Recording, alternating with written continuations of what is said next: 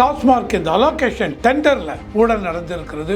தென் பாட்டில், இந்த பாட்டில் காலியான பாட்டிலாம் திரும்பி வாங்குதல், அதில் ஊழல் நடந்திருக்கிறது. அந்த ஸ்டிக்கர்ஸ் ஒட்டுவாங்க, எந்த அளவுக்கு பாட்டில் வெளியில போறது அதுன்னு, அதுல ஊழல் இருக்கு. தென் எவ்வளவு பாட்டில் இவங்க ப்ரொடியூஸ் பண்ணாங்க, ஆனால் அத்தனை பாட்டிலும் சேல்ஸுக்குன்னு வரும்பொழுது கணக்கில் வரவில்லை. இந்த ஆகாஷ்ங்கிறவர் சினிமா ப்ரொடக்ஷன்ங்கிறாங்க. அப்போ அந்த பணம் சினிமா ப்ரொடக்ஷனுக்கு வந்திருக்கா, இந்த ஆங்கிள் இவங்க பார்க்கலாம் தெரியாது. ஸோ இந்த மாதிரி பார்க்கும்போது ஈடி என்ன பண்ணிருப்பாங்க, முதல்ல இந்த ஆகாஷ் அவர்கள் டான் பிக்சர்ஸ் நினைக்கிறேன், அந்த டான் பிக்சர்ஸ் அதான் ப்ரொடக்ஷன் ஹவுஸ். அந்த ப்ரொடக்ஷன் அவங்க வெளியிடுற படத்தை வந்து ரெட் ஜெயண்ட் மூவிஸுங்கிறதான் டிஸ்ட்ரிபியூட் பண்ணுறாங்க.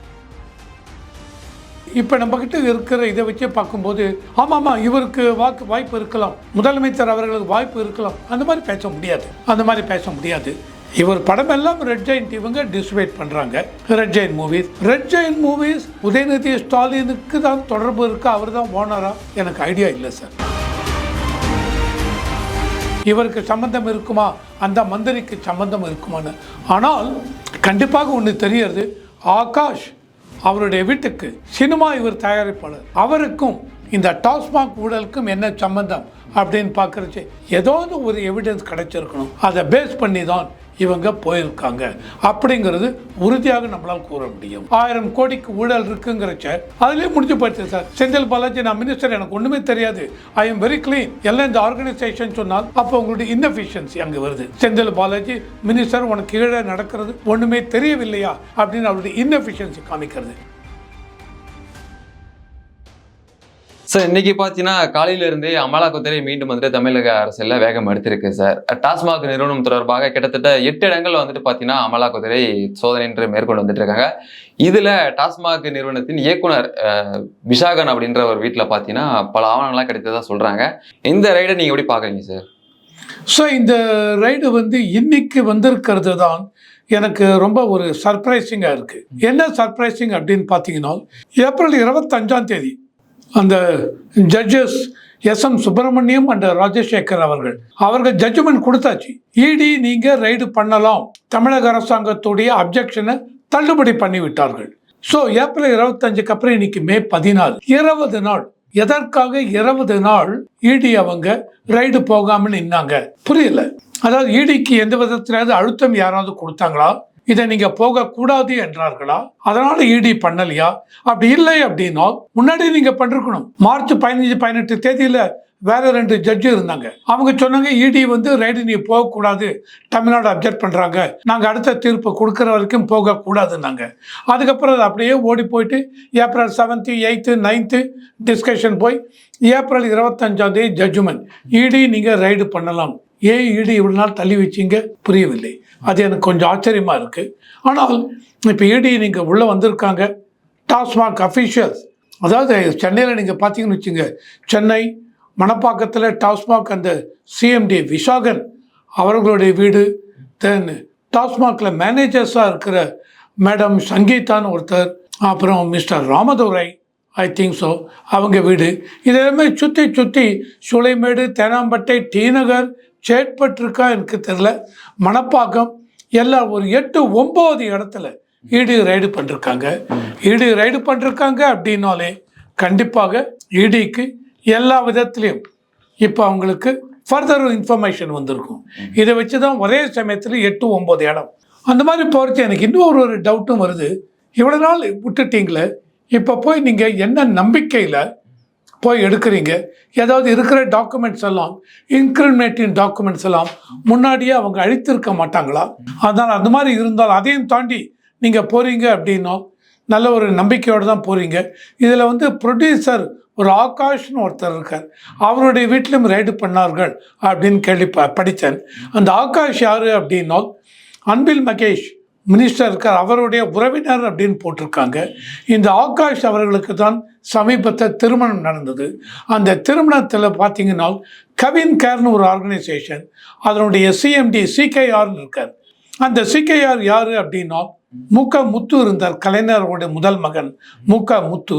அந்த முத்து அவர்களுடைய மாப்பிள்ளை சன்னில்லா தான் CKR. அந்த CKRக்கு தான் அவருடைய மகளை தான் இந்த ஆகாஷ் கல்யாணம் செய்திருக்கிறார். சார் இப்போ பார்த்தீங்கன்னா எம்டி டாஸ்மாகோட எம்டியோட வீட்டில் பார்த்தீங்கன்னா சோதனை நடைபெற்று இருக்கும் போதே பார்த்தீங்கன்னா பின்புறத்தில் பார்த்தீங்கன்னா இந்த வாட்ஸ்அப்பில் நடந்த சேட்டோட ஸ்க்ரீன்ஷாட் எல்லாம் டாக்குமெண்ட்டாக பார்த்தீங்கன்னா கிடைச்சதா வந்துட்டு சொல்லியிருக்காங்க சார். அது வந்துட்டு டெண்டருக்கு உரிய சம்பந்தமான சேட்லாம் இருந்ததா வந்துட்டு சொல்லியிருக்காங்க. இப்போ ஆவணமே இந்த ஆவணமே இருக்கும்ல சார் நிறைய வந்துட்டு, ஏன் வந்துட்டு இந்த பின்புறத்தில் கொட்ட காரணம் என்னவா சார் இருக்கும்? அதாவது இவங்க பின்புறத்தில் கொண்டு போய் கொட்டுறாங்க அப்படின்னா அதெல்லாம் டெஸ்ட்ராய் பண்ணுறதுக்காக கொண்டு போய் கொட்டியிருக்கலாம். ஆனால் என்னுடைய பதிவு நான் என்ன பதிவு செய்ய விரும்புகிறேன் அப்படின்னா, சார் நீங்கள் ஏப்ரல் 25க்கு முன்னாடியே மார்ச் 15, 18 தேதியிலே நீங்கள் சொல்லிட்டீங்க 1000 கோடி ஊழல் இருக்குன்னு சொல்லிட்டீங்க.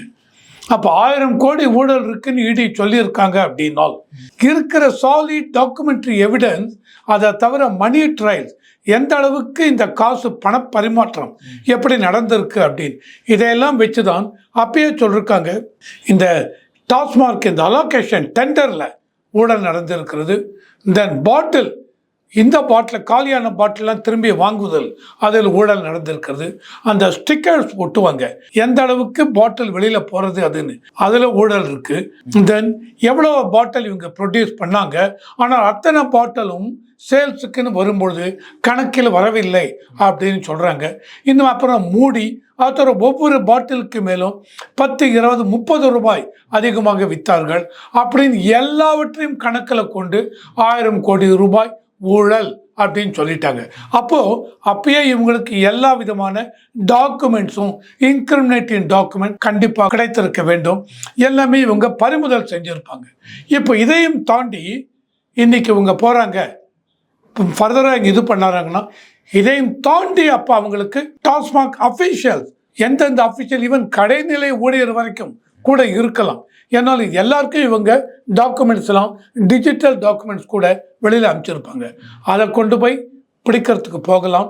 அந்த மாதிரி போகும்பொழுது இன்னும் என்னென்ன நடந்திருக்கு அப்படின்னு இதில் இன்னைக்கு ரொம்ப முக்கியமாக வந்தது இந்த ஆகாஷ் அப்படின்னு வருது. அந்த ஆகாஷ் அவர்களை போயிருக்காங்க, அதை என்ன ஏதுன்னு இடி வந்து பார்க்கணும். சார் அன்பில் மகேஷோட உறவினர் தான் வந்துட்டு ஆகாஷ்னு சொல்லியிருந்தீங்க சார். இப்போ ஆகாஷ் வந்துட்டு ஒரு சினிமா ப்ரொடக்ஷனை வச்சிருக்காருன்றது தகவலாம் வெளியில் வருது இல்லை சார்?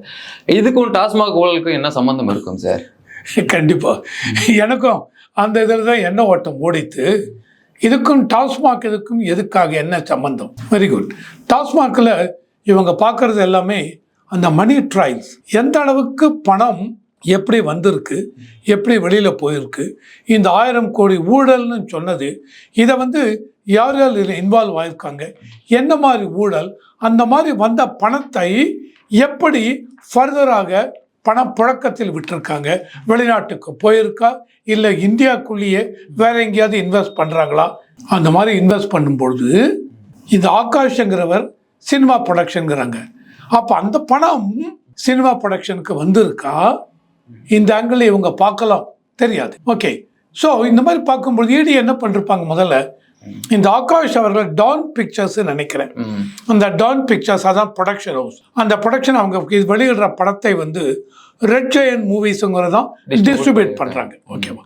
இவங்க இந்த மாதிரி ப்ரொடியூஸ் பண்ணும்பொழுது இடி மெயினாக என்ன பார்ப்போம், இப்போ வந்திருக்காங்க அப்படின்னாலே இடி வந்து எல்லா விதமான ஆக்டிவிட்டீஸும் கண்டக்ட் பண்ணிட்டு தான் உள்ள வராங்க சார். என்ன அப்படின்னா இவங்க ப்ரொடியூஸ் பண்றாங்களே எவ்வளோ, ஏன்னா இவருடைய ஆகாஷ் அவர்களுடைய தந்தை அவர் ஒரு பெரிய ஒரு இண்டஸ்ட்ரியலிஸ்ட் அப்படிங்கிறாங்க. அப்போ நீங்கள் பெரிய ஒரு தொழில் அதிபர் அப்படின்னா நீங்கள் என்ன கார்பரேட் ஜெயண்டா, எவ்வளோ வருஷம் இந்த கார்பரேட் பெரிய இண்டஸ்ட்ரி வச்சுருக்கீங்களா, என்ன செக்டரில், என்னென்ன செக்டரில், இல்லை ட்ரேடிங்கா, எக்ஸ்போர்ட் இம்போர்ட் ஹவுஸா, இல்லை அலுமினியம் இதுவா, எஃப்எம்சிஜியா, சிமெண்ட் இண்டஸ்ட்ரியா, எதில் இன்று வச்சுருக்கீங்க, எவ்வளோ வருஷமாக இருக்கீங்க, உங்களுடைய அசட் என்ன, எவ்வளோ கோடி, 100 கோடி, 200 கோடி, 500 கோடி, 1000 கோடி, எந்த அளவுக்கு சொத்து உங்களுக்கு இருக்குது. ஃபார் எக்ஸாம்பிள் அம்பானி எடுத்துன்னு வச்சுங்க, அதானி எடுத்துட்டீங்கன்னா வருஷம் 1980 அம்பானிலாம் 1970s அதுலேருந்தே இருக்காங்க. இன்னைக்கு லட்சக்கணக்கான கோடி சொத்துக்கு அதிபதிகள். பட் இவர் தந்தை என்ன இண்டஸ்ட்ரி, அவர் பேர் கூட எனக்கு தெரியல, பேப்பரில் இது படிக்கிறது தான், அவர் வந்திருக்கார் அப்படின்னா அப்போ உங்களுக்கு எந்த அளவுக்கு பணம் இருக்குது, எப்படி எவ்வளோ மூலதனம் போட்டு இந்த சினிமா ஆரம்பிக்கிறீங்க. நான் ஒரு 500 கோடி போட்டு, ஏன்னா இவங்க ஒரே சமயத்தில் பெரிய பெரிய நடிகர்களை வச்சு படம் எடுக்கிறாங்க, அந்த எல்லாமே டாப் ரேட்டட் ஆக்டர்ஸ், ஒருத்தருக்கு 30 கோடி 50 கோடி, சிலருக்கு 100 கோடிலாம் கொடுப்பாங்க. ஸோ அந்த மாதிரி இருக்கிறச்ச ஃபார் எக்ஸாம்பிள் நான் சொல்கிறேன், ஒரு 300-400 கோடி போட்டு ஒரே சமயத்தில் 4-5 படம் எடுக்கிறாருன்னா எங்கேருந்து வருது இந்த பணம்? உங்கள் தகப்பனார் இதில் இந்த அளவுக்கு பெரிய இண்டஸ்ட்ரி இல்லை பெரிய இண்டஸ்ட்ரி இருக்குது, இவ்வளோ வருஷமாக இருக்கேன், இவ்வளோ ப்ராஃபிட் காமிக்கிறேன், 1000 கோடி இருக்குன்னா இவங்க அதில் கவலையப்பட மாட்டாங்க. ஆனால் அது இல்லை அப்படின்னால் இவங்க இடி உள்ளே வந்திருக்காங்கன்னா அப்போ இடிக்கு பார்க்குறது என்ன பார்ப்பாங்க? இவ்வளோ பணம் போட்டு எடுக்கிறிய பேங்க்கில் சினிமா ப்ரொடக்ஷனுக்காக இவ்வளோ பணம் கொடுக்க மாட்டார்கள். அப்போ இவர் இவ்வளோ பணம் போட்டு எடுக்கிறாரு, இவருக்கு இந்த பணம் எங்கேருந்து வந்தது, யார் மூலம் வருது அப்படின்னு அதை தோண்டி எடுப்பாங்க. அதுதான் மணி ட்ரையல்ஸ். அந்த மாதிரி போகும்பொழுது இவருக்கும் இந்த டாஸ்மாக் ஊழல் மூலம் வந்த பணம் இவருக்கு ஃபைனான்ஸ் யாராவது பண்ணுறாங்களா? அந்த மாதிரி ஃபைனான்ஸ் பண்ணுறாங்கன்னா யார் அந்த ஃபைனான்சியர்? அவர் தான் பணம் கொடுக்குறாரா? இவருக்கும் அவருக்கும் என்ன சம்பந்தம்? இல்லை அந்த ஃபைனான்சியர் நான் பொருளாதாரம் வெறும் பணம் தான் கொடுக்குறேன், எனக்கும் இவருக்கு சம்மந்தம் இல்லைன்னா வெரி குட், அப்போது உனக்கு எங்கேருந்து வந்தது ஃபைனான்சியருக்கு? இல்லை இவர் இவர் அந்த ஃபைனான்சியர் அவங்களுக்கு பினாமியா? அவருடைய இது ஓப்பனாகவே இல்லை அப்படின்னா அவர் ஃபைனான்சியராக இருக்கலாம், இல்லை ஒரு அரசியல்வாதியாக இருக்கலாம். அந்த மாதிரி அரசியல்வாதியாக இருந்தால் அப்ப அவர் அவருக்கு பினாமியா? எதற்காக இந்த பணம் கொடுக்கிறார்? இல்ல இந்த இடத்துல தான் சார் ஒரு சந்தேகம் சார். டான் பிக்சர்ஸ் பாத்தீங்கன்னா ப்ரொடியூஸ் பண்றக்கூடிய படங்கள் எல்லாமே டிஸ்ட்ரிபியூட் பண்றது ரெட் ஜெயண்டா இருக்கு சார். இப்போ நீங்க அரசியல்வாதிகள் பணம் கொடுத்ததான்னு சொல்லும்போது பாத்தீங்கன்னா ரெட் ஜெயண்ட் நீங்க யாருன்னு பாத்தீங்கன்னா உதயநிதி ஸ்டாலின் அவர்லாம் துணை முதலமைச்சர் அவர்களுடையவர் தான். அவருக்கு இதுல தொடர்பு இருக்க வாய்ப்பு இருக்குமா சார்? இது இப்போ நம்மக்கிட்ட இருக்கிற இதை வச்சு பார்க்கும்போது ஆமாம் இவருக்கு வாய்ப்பு இருக்கலாம், முதலமைச்சர் அவர்களுக்கு வாய்ப்பு இருக்கலாம், அந்த மாதிரி பேச முடியாது. இவர் படம் எல்லாம் ரெட் ஜெயண்ட் இவங்க டிஸ்ட்ரிபியூட் பண்ணுறாங்க. ரெட் ஜெயண்ட் மூவிஸ் உதயநிதி ஸ்டாலினுக்கு தான் தொடர்பு இருக்கு, அவர் தான் ஓனரா? எனக்கு ஐடியா இல்லை சார். ஓகே, நான் கேள்விப்பட்டது வேற ஒரு பேர் தான் கேள்விப்பட்டேன், இவர் பேர் கேள்விப்படவில்லை. அப்படியே இவர் கூட இருந்தால் கூட இதை இடி தாங்க ப்ரோவ் பண்ணணும். இப்போதான் இடி ஆகாஷ் அவர்கள் வீட்டுக்கு வந்திருக்காங்க, ப்ரோபு பண்ணுறாங்க. எதனால் ப்ரோவ் பண்ண முன்னாடியே சொல்லிட்டேன், இவ்வளோ பணம் மூலதனம் பண்ணால் எங்கேருந்து உனக்கு பணம் வருது என்ன, அதனால் அதை விசாரிக்கிறதுக்கு இடி உள்ளே வந்திருக்காங்க. உள்ளே வந்திருக்கும் பொழுது அந்த பணம் பரிமாற்றம் அதை பார்க்கும் பொழுது அப்போ உள்ளுக்குள்ள டீப்பாக அனலைஸ் பண்ணி போகும்பொழுது எங்க கடைசியா போய் டெட் எண்டு இவர் தான் கடைசி ஆள், இங்க தான் போய் முடியறதுனால் அவர் ஒரு இண்டஸ்ட்ரியலிஸ்டா இருக்கலாம், ஃபைனான்சியலா இருக்கலாம், ஆர் பெரிய பிலிம் டிஸ்ட்ரிபியூட்டரா இருக்கலாம், ஆர் அரசியல்வாதியாக இருக்கலாம். அப்போ அங்க போவாங்க இடி. உங்களுக்கும் இவருக்கும் என்ன சம்பந்தம்? இது இந்த டாக்குமெண்ட் ஏன்னா இன்னைக்கு தான் மார்னிங் ஆரம்பிச்சிருக்காங்க. என்ன டாக்குமெண்ட் முடிக்க போறாங்க, இன்னும் என்னென்ன இருக்கு, இன்கிரிமினேட்டிங் டாக்குமெண்ட்ஸ் என்ன பிடிச்சிருக்காங்க, இதெல்லாம் வந்ததுக்கு அப்புறம் தான் இடி சொல்லுவாங்க இவ்வளோ பண்ணிருக்கோம் இது பண்ணிருக்கோம். அது வரைக்கும் நம்ம பேசுவது யூகத்தின் அடிப்படையில் இருக்கலாம். இவருக்கு சம்பந்தம் இருக்குமா, அந்த மந்திரிக்கு சம்பந்தம் இருக்குமான்னு. ஆனால் கண்டிப்பாக ஒன்று தெரியறது, ஆகாஷ் அவருடைய வீட்டுக்கு சினிமா இவர் தயாரிப்பாளர், அவருக்கும் இந்த டாஸ்மாக் ஊழலுக்கும் என்ன சம்பந்தம் அப்படின்னு பார்க்கறச்சு ஏதாவது ஒரு எவிடன்ஸ் கிடைச்சிருக்கணும். அதை பேஸ் பண்ணி தான் இவங்க போயிருக்காங்க அப்படிங்கிறது உறுதியாக நம்மளால் கூற முடியும். சார், டாஸ்மாக் நிறுவனம் தொடர்பாக பார்த்தீங்கன்னா அது தமிழக முதல்வர் கண்ட்ரோலுக்கு தான் வரப்போகுது சார். முதல்வர் ஸ்டாலின் அவர்கள் தான். இந்த பக்கம் சினிமா துறைன்னு பார்த்தீங்கன்னா உறவினர்களாக இருக்கக்கூடியவர் அன்பில் மகேஷ் அவர்கள் தான் சார். எங்க முடிச்சு போட்டாலும் பார்த்தீங்கன்னா அரசியல்வாதிகள் பின்புலத்துல தான் சார் இருக்காங்க. அப்போ விசாரணை இந்த பக்கம் திரும்புறதுக்கு வாய்ப்பு இருக்குமா சார்? கண்டிப்பாக அந்த மாதிரி இருந்தால் இதுல இதுவே கிடையாது சார், ஒளி மறைவே இல்லை சார். இவங்களை இது பண்றீங்க. இப்போ விசாகன் இருக்கார், அந்த எம்டி ஆர் மேனேஜர்ஸ் மேடம், அவங்க பேரெல்லாம் சொன்னேன், அவங்களாம் இருக்காங்க. எல்லா பணமும் அவங்களுக்கே போகிறதா இல்லை கமிஷன் வாங்கி அதுக்கு பின்னாடி யாருக்கு இருக்காங்க, யாருக்கு கமிஷன், அத்தனையும் வரும்போது இவங்க சொல்லணும். ஆனால் இடி கேஸில் எந்த அளவுக்கு இப்போ நிறைய கேஸ் பார்க்குறோம், எந்த அளவுக்கு டாப் மினிஸ்டர் இவங்களாம் இது வரைக்கும் எதையும் கையை காட்டி பேசினது இல்லை. அதுவே எனக்கு ஒரு வருத்தம் இருக்கு சார். அப்ப நீங்க கையை காட்டியே பேசினது இல்லை அப்படின்னா அப்ப நீங்க என்ன சொல்றீங்க, இவங்க மேல ஒண்ணுமே ஆக்ஷன் இல்லை சொல்லுவீங்களா? மேபி இந்த கேஸ்ல நீங்க சொன்னீங்க, செந்தில் பாலாஜி கேஸ் சொன்னீங்க, மற்ற கேஸ்ல இடி துரைமுருகன் அவருடைய வீட்டுக்கு போனீங்க, KN நெஹ்ரு அவருடைய தம்பி அவருடைய மகன் மிஸ்டர் அருண் நெஹ்ரு அவங்க வீட்டுக்கெல்லாம் போனீங்க, தென் இவர் மற்ற இவங்களுக்கு போனீங்க. என்ன ஆச்சு? அதெல்லாம் அந்த எல்லாமே அப்படியே நிற்கிறது. இந்த கேஸும் மேலெழுந்த வாரியா இன்னைக்கு இவ்வளோ லொக்கேஷன், 8-9 லொகேஷன்ல ரைடு போயிருக்காங்க. ஒரு surprising location mister Akash cinema producer, அவர் வீட்டுக்கு போயிருக்கீங்க. இதை இடி வந்து எப்படி லிங்க் பண்ண போறீங்க டாஸ்மாக் ஸ்கேமோட? அவருக்கும் இவருக்கு என்ன சம்பந்தம்? இவருக்கு பின்னாடி யார் இருக்கிறார்கள்? இவர் யாருடைய பினாமி? இதெல்லாம் இடி கண்டிப்பா கம்ப்ளீட்டா முடிச்சதுக்கு அப்புறம் தான், இன்வெஸ்டிகேஷன் முடிச்சதுக்கு அப்புறம் தான் நம்மளால சொல்ல முடியும். எந்த பக்கம் திரும்பி பார்த்தாலும் முதல்வர் குடும்பம் தான் சார் முற்றுப்புள்ளியாவது நிற்குது சார் அந்த இடத்துல. அன்பில் மகேஷ் அவர்களா இருக்கட்டும், உதயநிதி ஸ்டாலின் அவர்களா இருக்கட்டும், இப்போ செந்தில் பாலாஜி அவர்கள் வந்துட்டு இதுல இப்போ வரைக்கும் எந்த ஒரு பெயரும் அடிபடாம இருக்கே சார். அதோட காரணம் என்ன சார்? செந்தில் பாலாஜி அவர் வந்துட்டு இந்த டாஸ்மாக் விவகாரத்துல ஆரம்பத்துல வந்துட்டு முடிச்சு போட்டு பேசப்பட்டுச்சு சார். இப்போ வந்துட்டு அவருக்கு இதற்கும் தொடர்பு இல்லாத போல இருக்காரு. டாஸ்மாக் as ஆர்கனைசேஷன், அதுக்கு மேல மினிஸ்டரா இருந்தவர் செந்தில் பாலாஜி. ஆர்கனைசேஷன் மேல இருக்கு 1000 கோடிக்கு ஊழல் இருக்குங்கிறச்ச அதுலயே முடிஞ்சு போயிடுச்சு சார். செந்தில் பாலாஜி நான் மினிஸ்டர், எனக்கு ஒண்ணுமே தெரியாது, ஐ எம் வெரி கிளீன், எல்லாம் இந்த ஆர்கனைசேஷன் சொன்னால் அப்போ உங்களுடைய இன்னெஃபிஷியன்சி அங்கே வருது.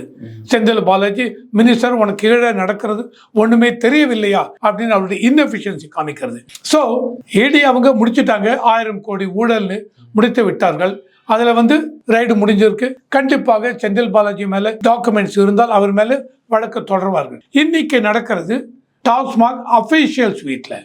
இதில் எவ்வளோ அந்த 1000 கோடி ஊழலை தொடர்ச்சியாக இவங்களுக்கு அதில் என்ன ஒரு இவங்களுடைய கண்ட்ரிபியூஷன் பங்களிப்பு அதில் என்ன இல்லை, அதையும் தாண்டி இவங்க வேற ஏதாவது பணம் வச்சிருக்காங்களா என்ன, இதுதான். ஸோ செந்தில் பாலாஜி இதில் முன்னாடியே சொல்லிட்டாங்க அவர் மேலே இருக்கு அப்படின்ட்டு. ஸோ அதில் எந்த விதத்திலையும் அவரை அக்விட்டும் பண்ணலை, எதுவும் பண்ணலை. அதனால இவருக்கு டாஸ்மாக் ஸ்கேம் கீழே செந்தில் பாலாஜி ரொம்ப கிளீன்னு இன்னும் இடி வந்து சொல்லவில்லை.